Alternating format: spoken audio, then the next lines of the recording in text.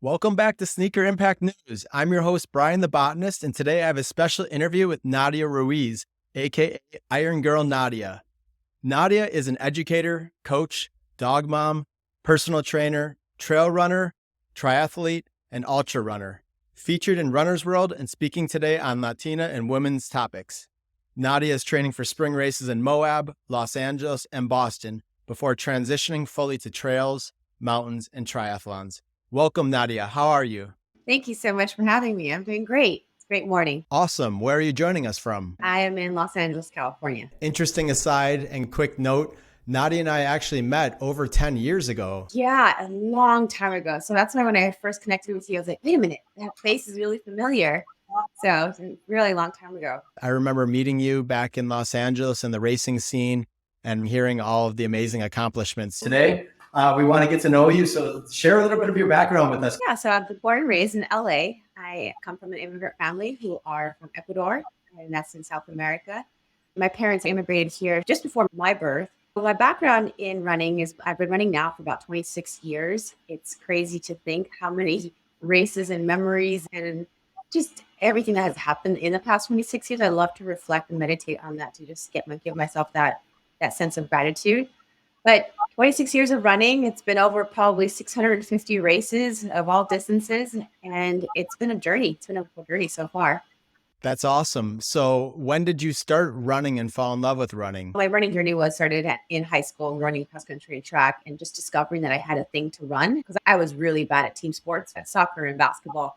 And so just finding my element, my little talent and fire in running was something very special. So I had jumped into just learning everything I could to become a better athlete. And I mean, this was 26 years ago. So that was learning better sleep, better fueling, better sports nutrition, just trying to learn every little factor to help myself improve as an athlete. I knew I was never going to be the fastest, never going to be the best, but I wanted to be the best version of myself. That was always how my running was born and how it started and how it continued. So once I started racking up the races, and it wasn't until like my mid 20s where I started to learn about the world record for the youngest female to run 100 marathon by the Guinness Book of World Records. And I was like, wow, it's held by a British woman who's 34 years old. And I'm still in my low to mid 20s. This is something that potentially I can go after.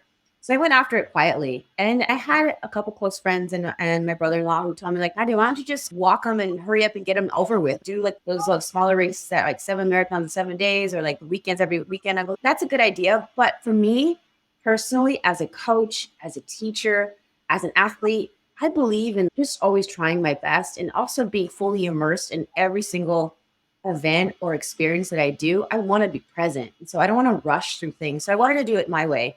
So my philosophy was just always pursue what you can on that day. So show up to starting line as prepared as possible and try your best. And that's the beauty of our sport. That's the beauty of running. In my opinion, is it doesn't matter when you start. It doesn't matter what pace you are. It doesn't matter. Like we're all out there trying our best. And when you really just dig deep and try to look for that growth is where we finally find like what is possible within ourselves. So that's why I kept racing them and running. And I look back now in my 20s, I should have valued that decade of my life much more because our recovery rate is so amazing. We're so resilient. And what my body was doing, I didn't give it enough thank yous to my body back then. But I was racing marathon after marathon and BQ after BQ and still racing like 5Ks and 10Ks and halves and just enjoying the process, enjoying the training, enjoying the racing. And again, it wasn't about being the fastest and trying to go to Olympic level. And I did have a couple coaches approach me and say, would you like to try to qualify for the Olympic trials? You're there now. If you just race a little less, if you just do this. And I had a couple coaches that were at the elite level. If you just lose 15, 20 pounds. And I was like, you know what? That might not be the lifestyle that I want to go, what direction I want to take my running journey. I want to create my own story.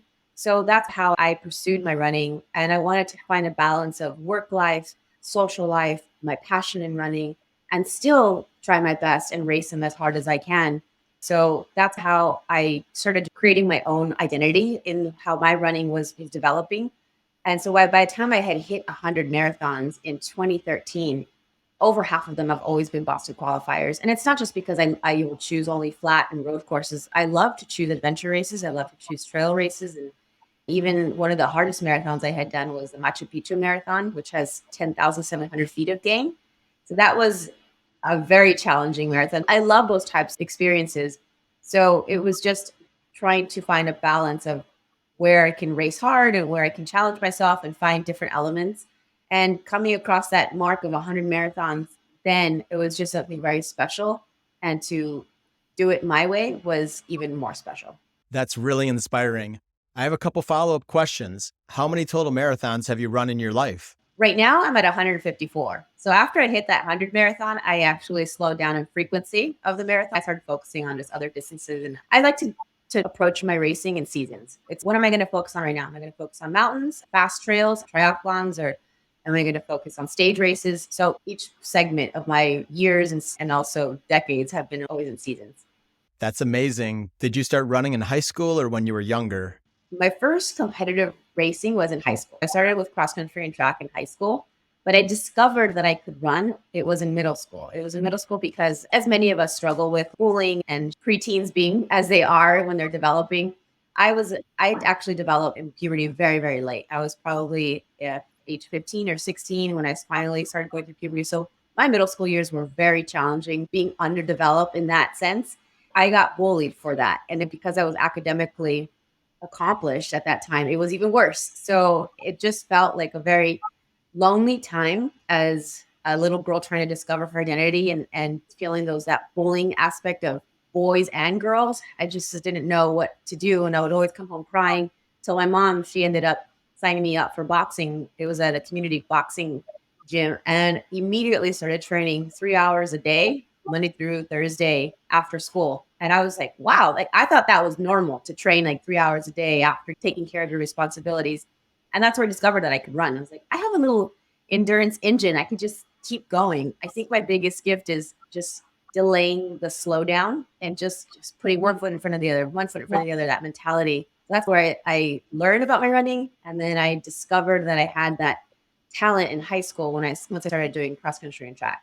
How has your identity as a Latina woman shaped your life and outlook on running? My identity as a Latina is a huge part of my identity. I value very much coming from an immigrant family. I value the culture that my parents have taught me in my upbringing. I also value where I came from and my beginnings, and also my parents' beginnings. They came to this country with nothing. They came to this country with a dream, and they really came to this country to basically find a way for their children to have a better life, just as many other immigrants do when they come to this country, the land of promise. When I see that sacrifice from two beings in my life, my mom and my dad, it inspires me to work hard, it inspires me to give the best. If my parents did that, then I can give my best in whatever I do.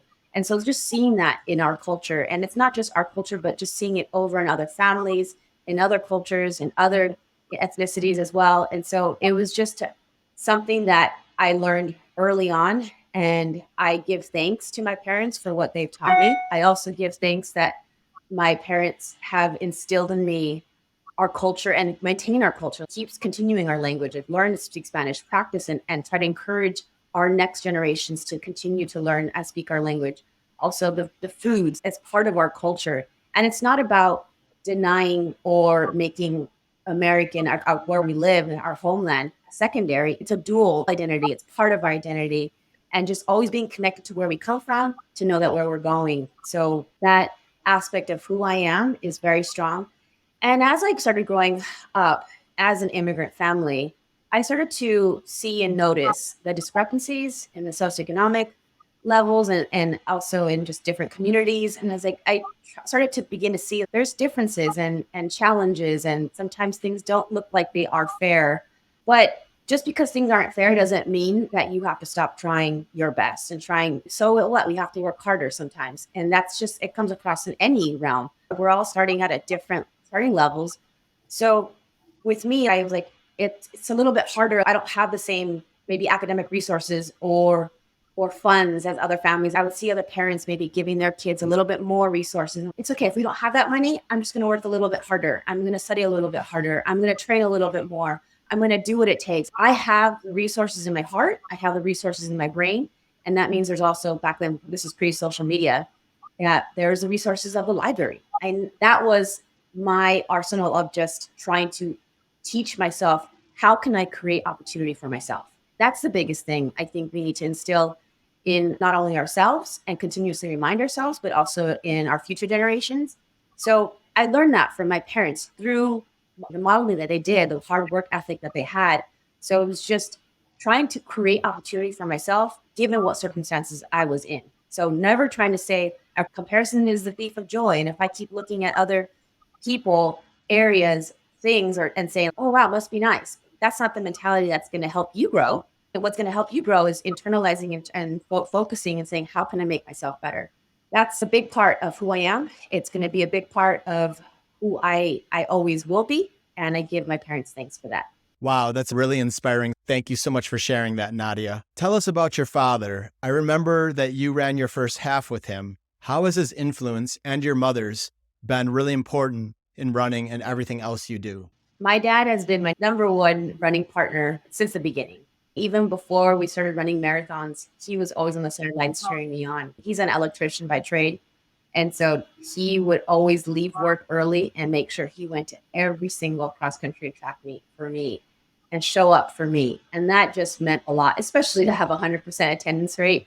I think that's one of the biggest gifts a parent can give their children is just to be there and show them regardless of if they push them away or not, or if their acceptance or not of it. My dad and I bumped heads a lot in high school because he wanted always the best of me. He wanted the best for me. And he would push me. He would push me. You got to go for number one. You got to win. You got to do this. And I'm like, why does it seem like I'm not doing good enough? And maybe it was a little hard back then, but in a way, now I look back now as an adult and give thanks for what he did for me and how he encouraged me and motivated me, inspired me. And it's now to this day instilled in me. We actually ran our first marathon together. We started running as a family together in 1998. We started doing the community 5K and 10Ks. One of our first ones was the Firecracker here in downtown LA. That race has been going on for a long time. So it was really nice to share that as a family and feel the environment and the vibes. This is back then when they used to do paper registrations and mail them in. So it was a nice entryway to the racing scene. I had started running because I was inspired by the Ironman World Championship. I had the Ironman distance. I never knew what it was. I never knew what a triathlon was. I never knew the human body can do that. But what amazed me more, and even to this day, is how people can balance career, life, parenting, all these obligations, and still make it something that's very important in their life and go after those goals, those physical goals, those goals that we internalize for ourselves to help us grow inside. And that's what inspired me, seeing the real stories out there at the Ironman World Championship of non-professional athletes, non-elites, and they were overcoming cancer, loss, divorce, and they wanted to do this for themselves. It was maybe a grieving process. It was maybe a self-discovery process, whatever it was. But I thought it was a beautiful process that I wanted to be a part of, and I wanted to explore within myself. So that's why I set the goal when I was about 13, 12, 13. I said, one day I want to do an Ironman. And for some reason, I had calculated that I wanted to make sure I do an Ironman before I'm age 27. I thought, okay, that's when I'm going to finish undergrad, grad school, maybe med school, maybe some other professional school. And then I'll be working and I can buy all my stuff because I realized how expensive the sport and hobby is. So I said 27. That's why I chose running. I thought running was going to be the cheapest. I thought it was going to be the easiest. I thought it was going to just be my entry point level. And that's why I signed up for the LA Marathon in 1999. 1999, it was only a few weeks before the race. I signed up. I told my parents. My mom was shocked. She said, "You're nuts. You're crazy. You haven't run anything more than 5 miles." I'd only experienced one cross country season. That's it. That was the background of my running at that time. And then my dad's, if my mija's doing it, if she's all in, I'm going to sign up too and run it with her. So we ran side by side. He was 40 years old at the time. I was 14. And that was one of the most memorable experiences to be able to share with not only my father, but share together step by step. And it was like a just self-discovery process that we both experienced within ourselves, but we were able to share that together side by side. That was his first marathon at age 40, my first marathon at age 14. So to experience everything that we experienced, cross that finish line and basically look at each other in tears, be like, wow, let's do that again. And let's see how we can improve. And that's how our relationship was born with running. And there's been a lot of ups and downs, a lot. Maybe more ups than there are downs, of course. There has been some very significant setbacks and downs in life, as life teaches us and puts in front of us as we reflect the years, I give thanks that we still have running in our lives. Now running has evolved to be, it always evolves and it always changes every single year what it means to us. But the older we get, the longer that we're in the sport, the more gratitude that we have to share every footstep together, because you don't know when it might be the last mile, the last day, and the last chance that we can enjoy what we love. And so I think it's very important to make sure to find that moment and that space of gratitude. And we do that together. Him now in his mid 60s and me now almost going into 40. So it's been a beautiful process. That's really cool. I ran my first marathon in the year 2000, but I was 20 years old. I've done about 45 marathons, but it's so inspiring to hear that you started at 14 years old. I don't think they allow kids to do that anymore. So that's a whole nother subject. But I wanted to ask you, if your whole family and your brothers and sisters, I heard that you ran a full marathon with them. Can you tell us about that experience? Yeah. So I did one marathon a year during high school. And then I went to college. I went to UCLA for undergrad in biology. And it was during my second year that my little brother was actually inspired to run the marathon. And he was 11 years old at the time. This is not why pushing him or saying, look, you want to do it? You want to do it? You want to join us? It was only him doing always the kids run. He was doing the kids runs with us for the last 4 years. And then he was like, he really interested in doing the 5K. And so then he's like, I want to do a marathon. And of course, me personally, at 11, I wanted to, in a polite way, say, let's wait a little while. Like, you have the rest of your life to run these marathons, and let's not push it. Like, there's no rush. There's no rush right now to get and do that marathon. And my dad was like, if he wants to do it, he wants to do it. Like, almost let him learn. It's gonna be hard. My mom was against it. My sister was against it. But we said, you know what? Let's go ahead and do this as a family. Let's walk it. And at that point, like, we felt like it was safe and we'll all be together. We'll stick to each other side by side. And we also did it for a cause. We fundraised for and to bring awareness for the Free Wheelchair Mission, which is a nonprofit organization based out of Irvine that my sister works for. And we're like, okay, we have a cause, we have a mission, we have a message, and we have a purpose of trying to do this for the first time as a family. And it was really nice and special. My mom had probably already done 2 or 3 marathons. My sister had done 1 marathon. And my dad we were still sticking to LA only, 1 per year. So this is probably like our 5th year of running already. It was great to experience and share that. And then take away, again, every experience is different. Every race is different. Every medal that we earn has its own story. So when we started, we're like, we're walking, we're enjoying, we're waving, we're eating and drinking. My poor brother, he, of course, didn't have the mileage. He wasn't trained and he hit his wall. Just anyone would, whether they go out too fast or whether they're undertrained. They hit that wall and he started crying. He's, okay, you were right. This is really hard. And it was, it broke my heart because I was like, I don't want to see him in that kind of pain. It wasn't the same tears that I had when I ran my first marathon. I had tears of pain, but I think maybe because I was 14 versus 11, I don't know. It's only 3 years now that I think about it. Still, I wanted to carry him on my back. I wanted to just help him. But sometimes we have to learn when to step back and when to step in and when to step back. And so we're like, okay, let's walk this. You started this. We wanted to do this as a family. Look, we're all here to support you. And if you want to take a rest, we'll take a rest. If you want to keep going, we'll do what you need to do. Okay. And I think it was literally of just that heart of, I want to share this with my family and I want to follow through with what I started. So it was beautiful to, again, share that. We actually started jogging a little bit because when you walk something, your walking muscles get really tired. And then if you start to jog, it changes the muscles you're using. So it felt better to actually run versus walk.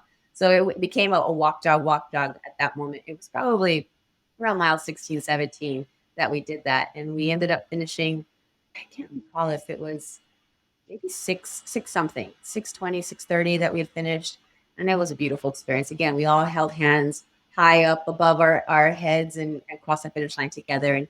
And I look back now and how unique and special that is to be able to run a marathon, walk a marathon, share a marathon with your entire immediate family. And I look back and I say, I am blessed and I'm very grateful for that. It didn't ever happen again. And to think that was a very special. Wow. That's so cool and unique that your family does it together. Are you guys known as a running family in the area? Definitely yes, because it continued on for a few years.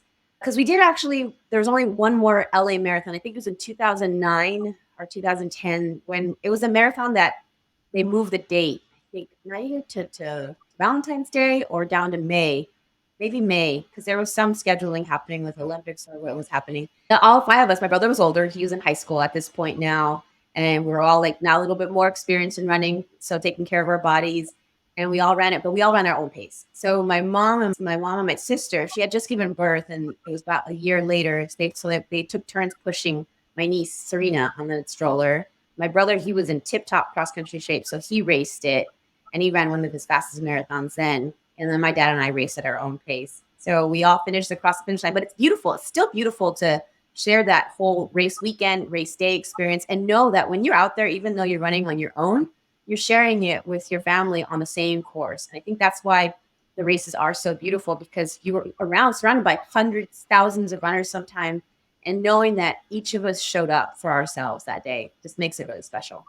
Right now, like going back to the original question, is my dad and I are known as the running duo because we've continued this on for 26 years. Thankfully, my brother is now back and running with us. I love to have him along and share the races. I would love to have still my whole family in it. But my mom, she's retired from running and she loves fitness. I am so grateful that she takes care of her health, and she's a big yogi. She's also a big Zumba. She's a great dancer, and she takes care of her eating lifestyle and trying to nourish herself. And she's a phenomenally healthy woman at 65. And I hug her.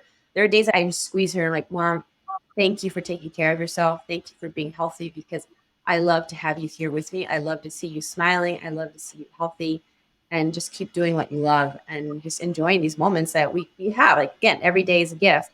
Same thing with my sister. She's also retired a little bit from running. She loves sport. She loves movement, but her body has just not been very responsive to her. So she also takes in what she can get. If it's Pilates, if it's yoga, if it's maybe just being able to walk a mile, then now she'll accept that, because that's sometimes where our lives are at in that stage. Yeah, it doesn't have to be all about running. And actually, that's a great segue for our next section because we're going to come back to racing later. But I wanted to ask you how you learned about Sneaker Impact. So I actually was searching for just local shoe donations, because sometimes you come across at races where they'll have bins for you, which makes it really convenient to drop off your shoes of like, okay, we're sending it to wherever. But then I went, like, you know what? I'm collecting my shoes and I have some that are in medium mileage. And you know what? I'd rather have somebody who can use them, who really value them, versus me collecting them just here. And same thing with my partner, Tony. He has tons of shoes, and he rotate. We probably have in active rotation, to make it's, now I think about it, it's a little too many. It's probably over 20 pairs of shoes in rotation. And it's like, why? Like, and I still have a ton in boxes. And same thing with Tony. He was a huge sneakerhead before running too. I try to bring him back to running. Like, let's find a way where people can use these shoes. Cause I used to donate shoes a lot when I was teaching high school. I used to do fundraising, do stuff for the students. And I was also coaching for students from LA. And the beauty to see a person's eyes light up who can't afford a pair of shoes, who maybe want, or do they just value even a used pair of shoes? Like when I was handing shoes out to the kids that I was coaching who are from inner city, it just, thank you, miss, thank you. And that's how, and it reminds me of my dad, because he tells me that story too, is that first pair of shoes that he got to run when he was a little boy, they were so poor. And he was so grateful. He actually won a podcast and cried. Like, to see a grown man cry, to remember that memory of his first pair of shoes, it makes me cry, because we are in a world of indulgence and we have so much. We keep wanting more. But what helps me bring me back to my beginnings is trying to give back to those who really need it. And that's why I taught inner city. That's why I coached students for LA. I wanted to connect to the people that really needed it at the time. And so researching, and came across the sneaker impact. I'm like, this is amazing. This is exactly what I want. And I love the fact that you make it very easy to donate shoes. You send the bag, fill it out, send it on the way, and then it's making that impact. And of course, keeping connected with your community, sharing the stories is also, yes, this is where my shoes are going. It helps connect that story to your heart. How do you live and run sustainably? Yes. We were always environmental friendly, a family where we recycle, we have a compost bin on the back. We try to reduce our footprint as much as possible. But nowadays, with now being in the fitness industry, in the health industry, is trying to find companies who are also trying to make their impact within their brands and their companies. I think that helps a lot, because you can still continue to educate more people. So you do your impact and your level and your home, but it's like trying to find those companies that are doing it as well. I'd like to find, especially small businesses who are really in that mission of sustainability. There's events that are doing that with sustainability where they have portable compost, like porta potties where they are recycling and trying to reduce their impact. A lot of trail events do that, ultras do that. I know a lot of, let's say, brands like All World is a huge sustainability brand that has just launched a couple of years ago. So connecting with the founders and talking to them like about their mission and what inspired them to start. So my goal is to connect with these companies and events that are making an impact in that way and that with that message, and try to amplify that message and bring awareness and educate also about here is a brand that is doing their part. Maybe you can explore and connect with them and try their product. Or here is an event that is trying to make their impact as well and reduce their footprint with less cups or reusable cups, and they bring your own cup. And say, like, actually, this weekend I'm going to Trans Rockies, and a lot of events are like, we're cupless, and we're cupless because not to make it inconvenient to you, bring your cup, but this is our way to try to help reduce the impact on the earth. Yeah, running the trails is different than running in the city, right? You're connecting more to nature, transitioning into the mountains and ultra running when you're out there in these really remote places. And then you're also living in Los Angeles, one of the biggest cities in the US. How does that all tie together and have you felt more called to be environmentally friendly, sustainable, and socially conscious? I've always been focused on our Mother Earth and making a positive impact in our environment. But the aspect that you said about being socially aware, to make a social impact, that is something that is a passion of mine. But we have to be proactive in that because we have so much pulling us in the opposite direction of consumer society and of excessiveness. So I have to proactively, like, okay, reflect. Where did I come from? Who can I help? How can I make a better impact? And where is my help needed most? And so that's where I try to work in, as I focus mostly, because I know I have to be very proactive in that area. And when it comes to the mountains and the trails and our Mother Earth and trying to do my part, that's always been, I think, now innate in me. When I go out to the mountains, it's my church. It's my space of clarity, my space of just to breathe and really to slow down. It helps me find that space of happiness and joy. And literally, when I'm done like trail running or mountain running, because I always tell my partner, Tony, where I'm running, what I'm going to do, where I'm going to pop out. And I always come out very happy and clear. And I tell him, I love you. Thank you. Thank you. What did I do? I didn't do anything. I'm just coming out of a space of just full of gratitude and full of love and life. Now I'm able to start my day or do whatever project I'm going to do in a place of happiness, in a place of love, in a place of clarity. And that's important for all of us. I think all of us, whatever it is that we're doing, is we have to take care of ourselves, fill our own cup so that we can help fill other people's cups too. So tell us about Nadia as an educator, because I know education is a big part of your background. Yes. So I don't know where the passion was planted, but it's interesting because when I was 5 or 6 years old, you know how in kindergarten and preschool, they always ask you, like, what do you want to be when you grow up? What do you want to be when you grow up? And they have it recorded for me as I said, the first thing I wanted to be was, I want to be a teacher and I want to be an artist. So whatever that meant, an artist then to me, I look back at that answer and I'm like, I became that and I am that. Even though I'm not in the classroom structured as I used to be, I still try to educate whoever I can, whether it's small tutoring or youth programs still I'm part of. It's just education is a huge passion of mine because my parents have instilled that into me when I was a little girl. They told me and they taught me and they said, your education, your investment in you is always going to be for you. No one can ever take that away from you. And that's going to help you, again, create opportunities and open doors. The more you're prepared, the more you're educated, the more of an asset you make yourself. And I learned that and I became that. That's why I love books and I love libraries. And I used to just read and invest and try to also take an opportunity of our public school system. This is free education. I have to value this because there are communities who don't have education, or there are communities who just are struggling. I need to value this educational aspect that I'm giving this. This is a gift to myself, and this is a gift that's given to me. That's why I learned it to be a huge gift. And that's where I was like, when I grow up, I do want to become a teacher. I initially wanted to actually go into medicine, but a turn of events that happened in college, I decided, you know what, let me get my master's in education because I want to give back to the community. And UCLA has an amazing program. It's called TEP. where they place highly skilled and educated educators with masters, with their teacher credential in communities that actually need these highly skilled teachers. And that's where I was able to learn. I'm like, it's about a mission of giving back where the help is needed.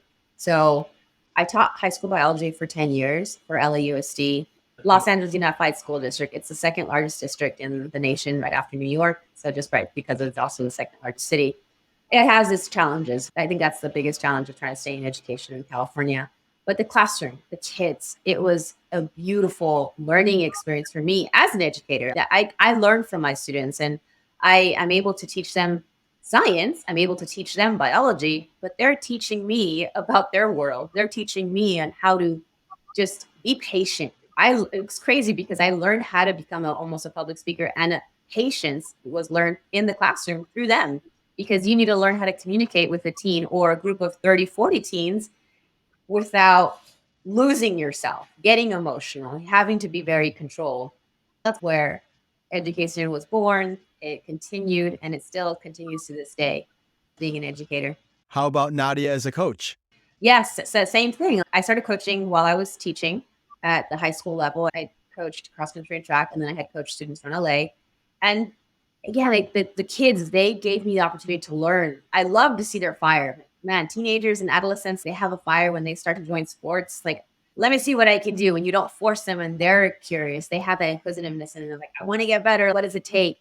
Trying to fuel that fire and nurture it and guide it. It's big. And in order to be a great coach, you also have to learn to understand your athletes, understand different athletes. Same thing as in order to be a great teacher, you still have to continue to be a student. You still have to learn and be willing to absorb, and so that you can teach. Same thing with as a coach. You have, in order to share your experiences, you still have to continuously teach yourself what's happening and learning what's happening currently. Because if we just, let's say I became a coach 30 years ago and I learned back the practices back then and I never changed, then I'm not a great coach because I didn't evolve with the changing times and also the changing populations.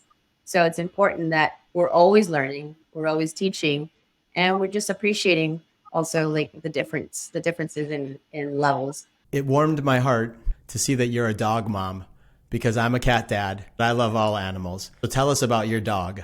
Dogs are a huge part of my life. It's huge. I have two labs right now. It's a 4-year-old English lab. His name is Buster, and a 2-year-old lab, Simba. And those are my babies. They are my kids. They are going to be my kids for as long as they grace me with their love.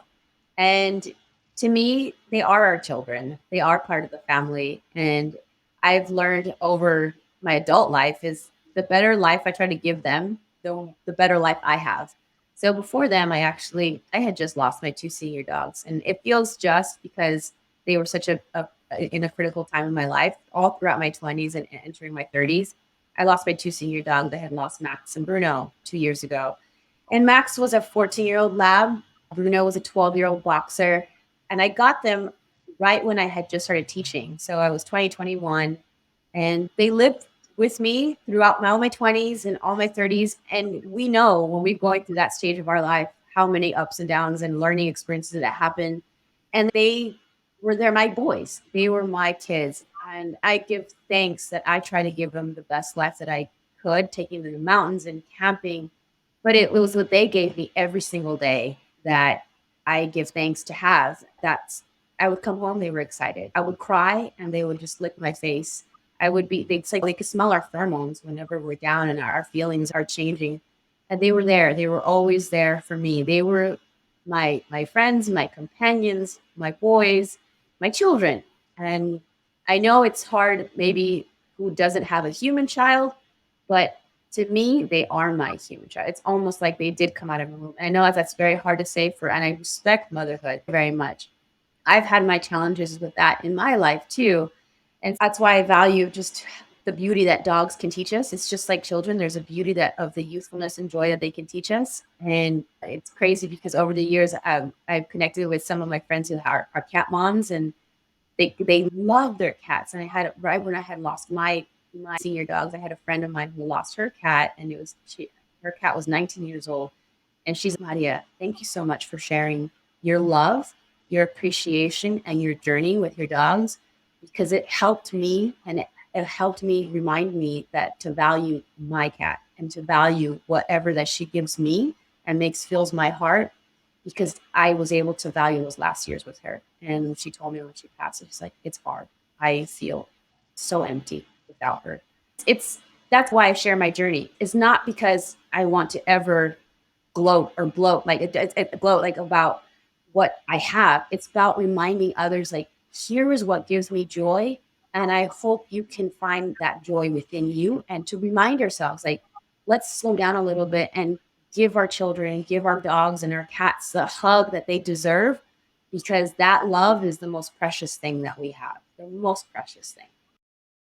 That's really good advice to slow down and give them love every day. Let's talk about, I know you have some big races coming up. So we're shifting back to racing now. Tell us what's going on in the next week. This upcoming weekend, I have Moab. I am going to do Moab Run the Rocks with Trans Rockies Running. Trans Rockies Running is an event production company that puts on trail events throughout the nation and also in Canada. So they're stage races. They usually vary between 3 stages to 6 stages.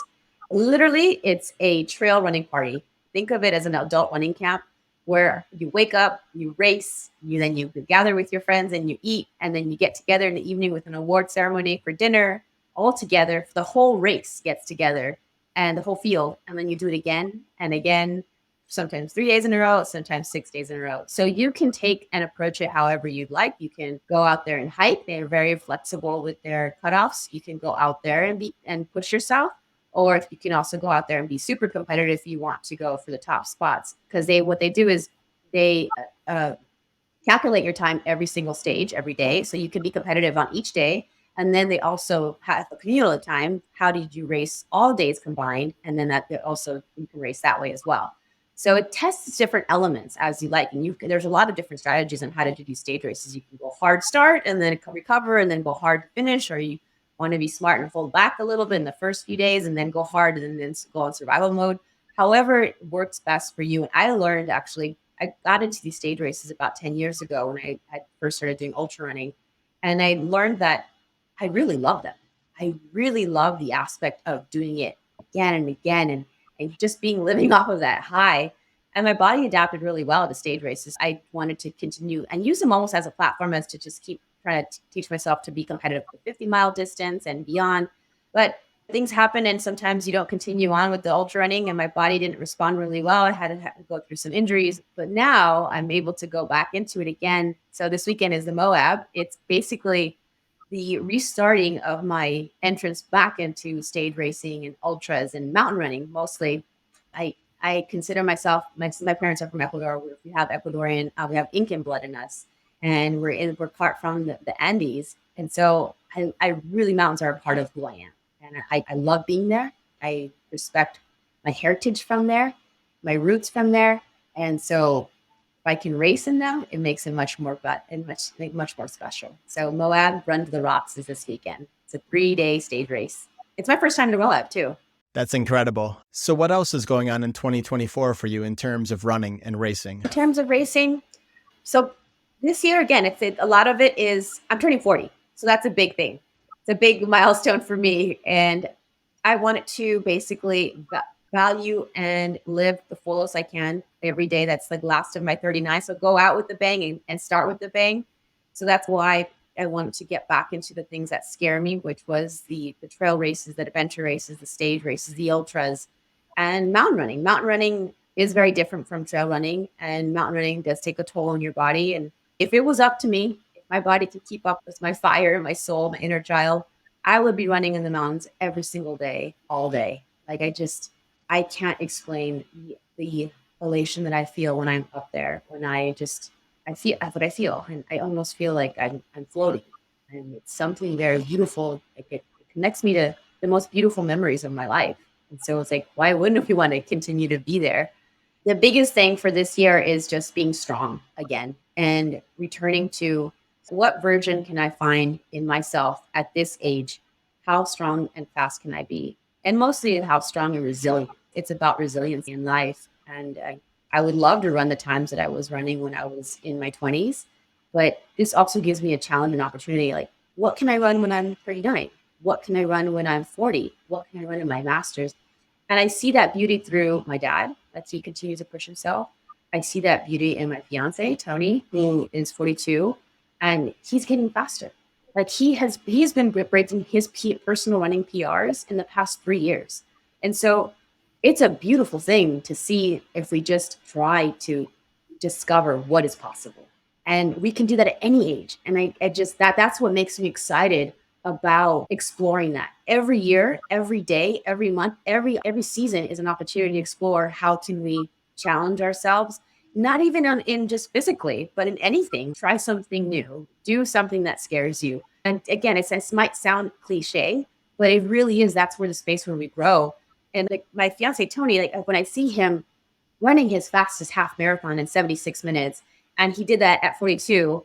And he did that PRing now. Do you realize that you didn't even taper? This was only a test race. You did a 3-hour bike ride the day before, and you still did a full training week because his goal is in 70.3 to try to qualify for worlds. And he's like, yeah, you're right. He doesn't like to talk about it, I think, because he wants to be so focused on still trying to improve. So that inspires me I want to see how strong and resilient I can be in the mountains, in stage races, and adventures, and in road races. So my biggest challenge is, can I beat my times that I was when I was 10 years younger? And I want to prove that I can. And if it's not maybe the times, but maybe can I prove that I am stronger now than I was 10 years ago? And I feel it. I feel that I can. I know that I can. And I know I will. I know I will. I will find that this year. I will find that in future years, whatever that strong, resilient Nadia is. I will pursue her, and I will always try to be that best version that I can be each day. We're wrapping up now in the next couple minutes, Nadia, but what are other passions? And then thank you so much for going so deep into so many of these explanations. It's really been to hear how consistent, driven, and focused on family and the things that we should be focused on in life first, taking care of each other, giving back to those less fortunate. And those, as an educator, you're giving a lot. So your voices come through very nicely today. And what else? We want to learn a little bit more about you before we let you go about Nadia outside of running. I don't know if there's a Nadia outsider running. It's been such a huge part of my life because I coach my family, I coach myself, I coach my clients. I try to create an online community where I try to lead them. But a big part of it, as you already mentioned, is my dog aspect. I love animals. I love to also connect with programs that are helping and supporting animal shelters. And that started from high school where I would volunteer animal shelters. And then also now going to sanctuaries as an adult and trying to bring awareness. There's a sanctuary, the Gentle Barn. I'm not sure if you've heard of them, but they were a wonderful program that started here in Santa Clarita and they expanded to a few locations. So the passion is in animals. Passion is in loving them and value them. And I think the big dream is to maybe one day have a ranch and have just a couple animals, like a couple horses, a couple cows, and a couple pigs. That's the big dream. But what I am exploring new this year on myself is plants. I know this is probably something that some people are maybe passionate already about. Since I love nature so much, I'm like, why haven't I really started a plant hobby where I start to raise plants and nurture them and learn everything about them and create this green sanctuary around me, around home. So I started, and that's been inspired actually by my manual therapist. She is huge plant person. And I didn't know this about her until we took a trip to Costa Rica. And she lit up with the plants. And she was actually teaching me things that I had remember learning in plant biology like 25 years ago. And she's this and this and this. I'm like, wow, I feel like I'm in the classroom, but it was a beautiful thing that we were in Costa Rica. So that kind of, she's like, yeah, it's like, you have questions? I would love to share that with you. So it's really about finding someone who's passionate about something that you're curious about and trying to connect with them and they can hopefully help mentor you. And my little passion right now is trying to learn more about plants, something that I did not, I think I started, but I struggled with trying to keep an orchid alive. And I was like, okay, maybe that's not for me. I want to have a green thumb. That's pretty cool. I'm also really into gardening, and as my name says, Brian the botanist. I also got a degree in science, and I love to grow plants. So I love to hear that about you. It really does. For me, it's therapy. It helps me to relax from the anxiety of life. Is whenever I garden. Yes, I started watching that in my dad. Like he'll garden and he'll just go for hours, and he just listens, and it's so meditative. It's just meditative, and I see that in my mom too. When she was like growing some vegetables and plants, and she just like something about growing something like that. It's something beautiful too. And I want to explore that. Very cool. Tell us about you And you can be selfish here. What are the goals you have as a master's running? It's crazy to think that I'll be a master's runner, and I want to explore how fast I can be in my master's age. I think this is going to be a great opportunity to redefine myself, to show how I can come back after injury, after severe injury, after a meniscus tear, after losing my business, after having to build again. And it's been a years process. It's not just a few months, but years. And I think that one of Tony's friends actually told Tony, you know what, wait till she turns 40. It's going to be some of the most exciting, beautiful years that she'll be able to explore.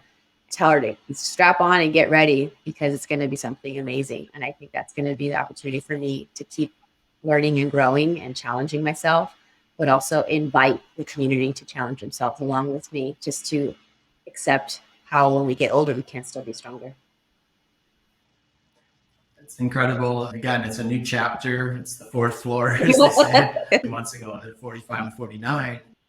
So I did just go through the 40 to 44 age group, and I can tell you it's an incredible experience as a runner, because you start to see more inspiring stories, and you start to understand that nothing is over. Yeah, and that right there, that inspired me. It gives you hope and it gives you excitement. It's just can't wait. And celebrated. You get celebrated a little bit more. There's the masters category, which, is another category in addition to the 40 to 44. And then also there's a world championship race for the marathon. And I'm sure there is for the Ironman for age groups. And as you get over 40, there's the world marathon majors I've gone to the last couple of years. If you're interested, there's certain competitions for only 40 and over runners that qualify through doing 2 races a year that qualify them. So it's a pretty exciting time. You get to do some new experiences. It's interesting you say that, because it just happened this year. My birthday is on City Marathon weekend. It's on September 14th. And so Tony had come to me, would you like to go to Australia for your birthday? Like, that sounds amazing. I was thinking of actually another trail race, a stage race to do. And I was just trying to play around with a bunch of ideas on how to celebrate my 40th, but leading up to the 40th, but also celebrating that weekend when I turned 40. And his idea was that because I'm going to be competing in the Masters category World Championship. He got invited. I'm like, well, what about me? Did I get invited? Because you were at 40 last year, so not yet. I'm like, oh, yeah, okay. I did London for the age group 2 years ago, and then Chicago last year. Just seeing the different, they have you wear it on your back, your age group, and so you can see throughout the race. And I actually got past running like 240 by 50 to 59-year-olds, and there might even be some 60 plus year olds. And I definitely saw a lot of people over 50 years old passing me. And I was like, wow, I'm going to hopefully keep getting faster too if I keep focused, stay humble, stay hungry. Yes. There's a lot of things we come to grips with as we age, but the most important thing is we gain perspective, I think, that what really matters in life and what doesn't. Yes. Are there any last thoughts you'd like to share with our audience today? The number one thing I can say is don't be afraid to start. If whatever you're waiting on, start today. If it's just a small step. And if you maybe are afraid of restarting again, do it, because those are the times where you really need to do it. And I've had to restart careers. I've had to restart life stages. I've had to those are scary times. They are scary and they are hard. But when you just keep putting one foot in front of the other, there is an other side of it. And it's going to be a beautiful new side. I approach this new year, this new age group, this new decade, and also gives me an opportunity to value more of what is around me. So just keep trying and go do what you're afraid of. Quick question. Do you have any advice for women who might be scared to get started or feel like they're not good enough, or that might not feel safe when they're out running? Yes, I would say find your allies. You have to find your allies. And the biggest resource we have for us is running groups. Joining a running, check out your local running store, check out your local running clubs. They are very inviting, and there's so many now to choose from in different cities, and they're just growing and growing, either through brands or running stores, or they're just someone who is inspired to gather their community around them and connect with other women. I'd love to join. There's even like women focus groups, unfortunately, around here in LA. They have women focused trail running groups. They have women focused marathoning groups. They have women focused mother groups. There's all different types, and you have to find your tribe. It really helps to surround yourself with people who are speaking the same language as you or vibing with you, because then you have an outlet and you can connect and they'll understand you. And it allows you to release those emotions that we collect when we're pretty tense. And so for women, it's definitely finding that group and that ally. And it's it then becomes a little bit safer and a little bit easier to just be out there together. We're a force with nature. We're a force by nature, and we're also a force in numbers. So it's very important to connect with other women. It's great advice. How can people follow you to stay connected with everything you're up to? You can find me at Irongirlnadia on all of social media platforms, on all of them pretty much. And I'm always an open book. So if you have questions, if you have just anything, and I'm always here. And if you see me at the races, please, I know I sometimes get busy, but please say hello. And then it's like, oh, I saw you, but I didn't know if it was okay to say. I'm like, yes, please say hello. I would love to meet you and shake hands with you, give you a hug, and like, let's share a story. Totally. It's been great speak with you today, Nadia. We hope to chat with you more in the future, and open invite to please visit Sneaker Impact in Miami. Next time you're here, please reach out and we'll do another in person at our new studio. Good luck with all your projects and goals, and thanks for all your hard work. Have a great day. Thank you so much. Thank you. All right. Bye, Nadia. Bye.